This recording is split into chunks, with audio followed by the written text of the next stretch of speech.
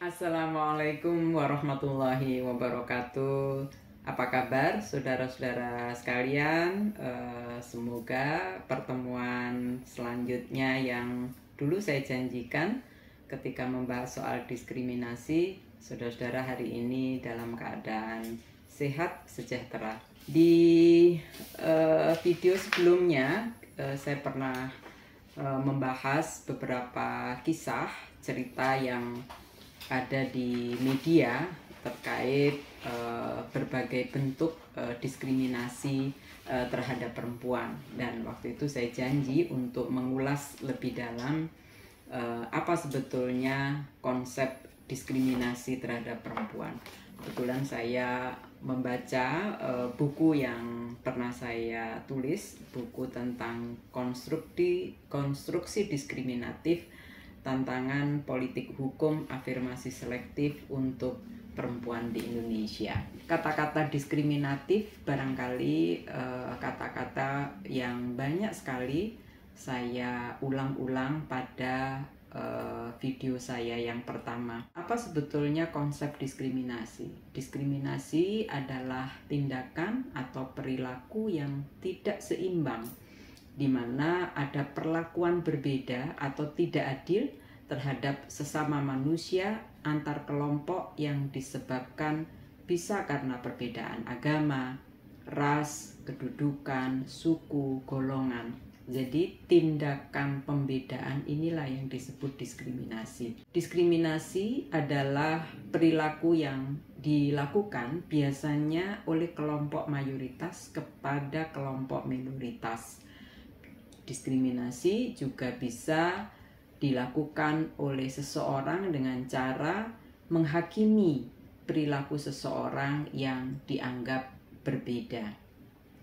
Tindakan yang tidak adil yang diterima seseorang atau perbedaan perlakuan yang didapat oleh seseorang pada kelompok tertentu ini menimbulkan situasi dan perasaan berbeda dari orang di kelompok tersebut. Hal ini bisa menjadi sebab orang merasa dikucilkan, ya, dan ini bisa terjadi pada anak-anak di sekolah, di tempat-tempat permainan, bisa juga terjadi pada orang-orang dewasa di tempat pekerjaan. Tindakan ini bisa disebabkan oleh status ekonomi, ya, karena mayoritas orang-orang kaya, mayoritas orang yang memiliki status sosial yang paling banyak adalah dengan masyarakat terpandang begitu, ya, atau mayoritas yang misalnya punya pendidikan tinggi gitu. Maka ketika tadi status ekonominya berbeda, yang mayoritas status ekonominya menengah ke atas, maka ketika ada yang menengah ke bawah begitu, ya, ada dalam lingkungan komunitas itu, lalu ada perilaku diskriminasi. Boleh nggak orang kelas menengah atas dengan kelompok menengah ke bawah itu campur jadi? Boleh, tetapi yang tidak boleh adalah perlakuan diskriminasinya ketika orang yang minoritas, orang yang memiliki status ekonomi minoritas lalu dibedakan. Jadi dia dibedakan karena ekonominya, padahal sesama manusia mestinya tidak dibedakan. Ketika ada pembedaan, disitulah ada diskriminasi. Ini juga terjadi misalnya mayoritas agama. Misalnya dalam komunitas itu mayoritas beragama Islam.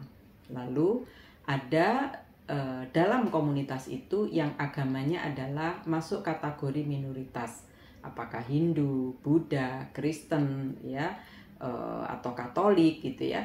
Lalu ada perlakuan yang berbeda, misalnya, oh yang agama ini mendapatkan ini, yang ini tidak dapat misalnya. Maka ketika ada pembedaan karena beda agama, itu yang disebut diskriminasi. Mestinya sesama manusia ketika tinggal dalam satu negara yang berbasis pada Pancasila, Bhinneka Tunggal Ika, tidak boleh ada pembedaan karena unsur ekonomi, unsur agama. Kalau yang agama Islam dapat KTP ya yang Kristen harus dapat KTP, kira-kira gitu. Kalau yang Islam dapat fasilitas pendidikan, lah yang Kristen juga harus dapat fasilitas pendidikan. Tidak boleh ada pembedaan karena agama. Nah, terkadang pembedaan ini terjadi di lingkungan kehidupan sosial sehari-hari ya. Bisa juga di sekolah, kita sering mendengar anak-anak di sekolah dibully ya karena mayoritas anaknya pakai sepatu merek A begitu. Lalu ketika ada yang tidak menggunakan merek yang sama begitu, maka dia ditempatkan sebagai anak yang berbeda. Mengapa di Indonesia tidak boleh? Karena Indonesia di dalam Undang-Undang Dasar tahun 1945 sudah menempatkan bahwa setiap manusia adalah warga negara, dan warga negara itu tidak ada pembedaan berdasarkan suku, golongan, ras maupun agama. Tidak ada pembatasan, dan itu diterjemahkan lagi di dalam Undang-Undang Nomor 39 tahun 1999 tentang hak asasi manusia. Kenapa ini dilarang? Di dalam undang-undang ini sangat-sangat jelas bahwa diskriminasi itu adalah wujud pembatasan, pelecehan, atau pengucilan, baik secara langsung atau tidak langsung yang berlandaskan keberagaman suku, ras, etnik, golongan, status sosial, status ekonomi, gender, keyakinan politik yang mengakibatkan adanya pengurangan, penyimpangan, atau penghapusan pengakuan. Pelaksanaan atau penggunaan hak asasi manusia yang dilakukan secara individu maupun secara kolektif dalam bidang politik, ekonomi, hukum, sosial budaya, dan bidang kehidupan lainnya. Ini memberikan makna yang lebih menegaskan bahwa Undang-Undang Hak Asasi Manusia Nomor 39 Tahun 1999 memberikan penegasan dan lebih detail ya, bahwa atas dasar keberagaman, maka dalam lingkup gender, bahasa, keyakinan politik tidak boleh kemudian orang kemudian dilakukan pengabaian ataupun pembatasan ya, karena itu bagian dari diskriminasi. Lalu yang lainnya seperti yang saya tulis di dalam buku saya, Undang-Undang Nomor 40 tahun 2008.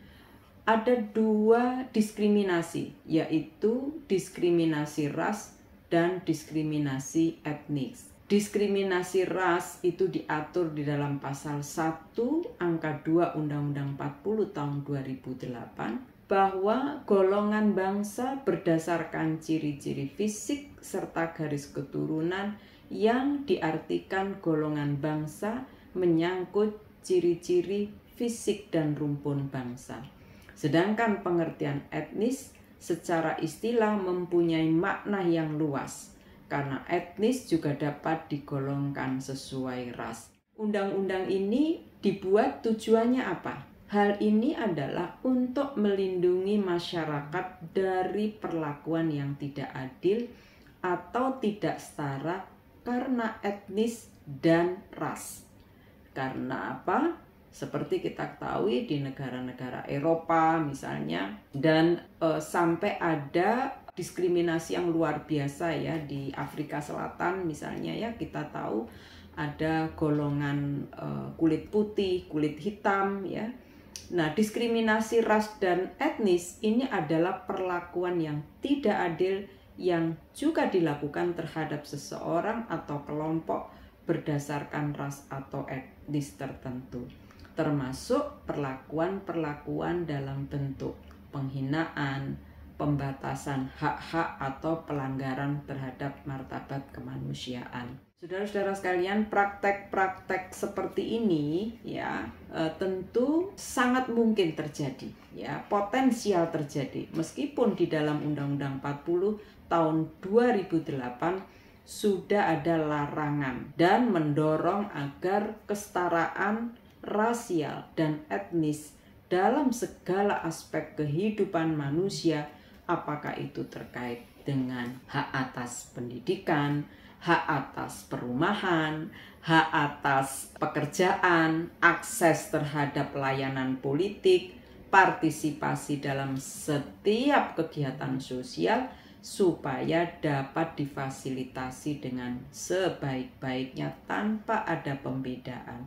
Maka penting misalnya dalam penyelenggaraan pemilu, ya, penyelenggaraan pemilu. Jangan sampai saudara-saudara kita yang di wilayah terpencil, ya, suku tertentu, etnis tertentu, ya, kemudian diabaikan hak-hak politiknya. Tidak boleh. Karena sesuai dengan Undang-Undang 40, mereka adalah sama, punya hak politik yang sama, hidup dalam lingkungan yang inklusif, dan semua individu, semua kelompok diperlakukan sama dalam bidang politik. Boleh dipilih, boleh memilih.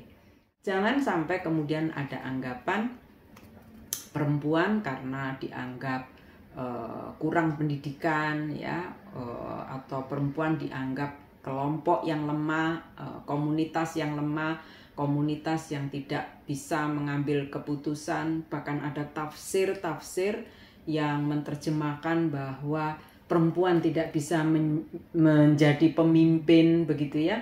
Ini bagian dari pengucilan, bagian dari diskriminasi gitu. Karena sudah berasumsi bahwa perempuan tidak memiliki peran dan kedudukan yang sama.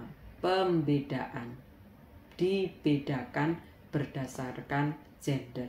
Jadi bukan hanya mayoritas, minoritas, etnis atau ras, tapi juga gender, agama, dan lainnya. Diskriminasi terjadi ketika tindakan yang dilakukan oleh mayoritas kepada minoritas berdampak negatif, merugikan, ya, dan seringkali didasarkan pada asumsi-asumsi. Yang mayoritas memberikan asumsi yang berbeda terhadap kelompok minoritas. Sebaliknya, minoritas juga dapat melakukan tindakan diskriminatif terhadap mayoritas dalam bentuk apa? Misalnya dalam bentuk balasan atau pembalasan. Mereka dapat memperjuangkan hak-hak mereka dengan mengabaikan hak-hak kelompok mayoritas, bahkan terkadang mereka melawan mayoritas dengan cara kekerasan sebagai bentuk pembebasan diri. Ini juga tidak boleh dilakukan. Oleh karena itu, dalam rangka mencapai masyarakat yang inklusif, masyarakat yang tidak ada diskriminatif, bukan berarti pembebasan dari diskriminatif boleh dilakukan dengan cara-cara intimidatif, pembalasan, kekerasan. Tidak boleh. Tetapi yang boleh dilakukan adalah mengikis perbedaan-perbedaan itu dengan melakukan upaya-upaya advokasi dan perubahan, ya, karena ini soal perspektif, ya, dengan hal-hal yang berkaitan dengan yang diperjuangkan, ya, karena saudara-saudara sekalian, kita tahu bahwa upaya penghapusan diskriminasi ini bukan kegiatan aktivitas yang mudah seperti orang membalik tangan. Butuh kesabaran, butuh proses advokasi yang dilakukan secara terus-menerus. Saya akan mengambil beberapa contoh teori, ya, yang saya tulis di dalam buku ini. Misalnya diskriminasi yang diterjemahkan oleh Theodorsson. Dia mengatakan bahwa diskriminasi merupakan perlakuan yang tidak seimbang terhadap perseorangan atau kelompok berdasarkan sesuatu, biasanya bersifat kategorikal atau atribut-atribut khas berdasarkan ras, suku, agama, dan keanggotaan kelas-kelas sosial. Istilah tersebut biasanya melukiskan satu tindakan mayoritas yang dominan dalam hubungannya dengan minoritas yang lemah, sehingga dapat dikatakan bahwa perilaku mereka itu bersifat tidak bermoral dan tidak demokrasi. Saudara-saudara sekalian, ada dua kata kunci penting bahwa tindakan diskriminatif adalah tindakan yang bersifat tidak bermoral dan tidak demokrasi. Kalau kita kaitkan dengan norma yang ditulis di dalam Undang-Undang Hak Asasi Manusia, Undang-Undang 39 tahun 1999 yang tadi saya sebutkan, maka ini relevan pendapat dari Theodorsson bahwa tindakan diskriminatif adalah tindakan merendahkan martabat manusia, tindakan yang tidak bermoral dan tidak demokratis, karena tindakan demokratis itu tindakan yang berdasar pada filosofi kemanusiaan, memanusiakan manusia. Negara dan seluruh pembangunan dibuat oleh manusia untuk manusia, maka dia harus memanusiakan manusia, menempatkan manusia sebagai tahta tertinggi, didengar suaranya, diikuti percakapannya, dan dihormati pendapatnya. Ya, satu pendapat lagi dari Futoni, pengertian diskriminasi perlakuan yang tidak adil serta tidak seimbang yang dilakukan yang membedakan perorangan atau kelompok berdasarkan sesuatu. Biasanya berdasarkan atribut dan ciri khas, ya, dengan kesukubangsaan, agama, ras, atau kelas sosial. Saudara-saudara sekalian, pendapat yang ada dalam Undang-Undang HAM maupun pemaknaan yang tadi disebut oleh Theodorsson maupun Futoni memberikan penegasan bahwa sebetulnya perbedaan-perbedaan yang memunculkan diskriminasi seringkali tidak ada alasan tertentu kecuali pembedaan itu ingin membuat kelompok-kelompok supaya pecah dengan yang lainnya. Satu kelompok dibedakan dengan kelompok lainnya supaya ada perpecahan, karena hakikatnya manusianya sama.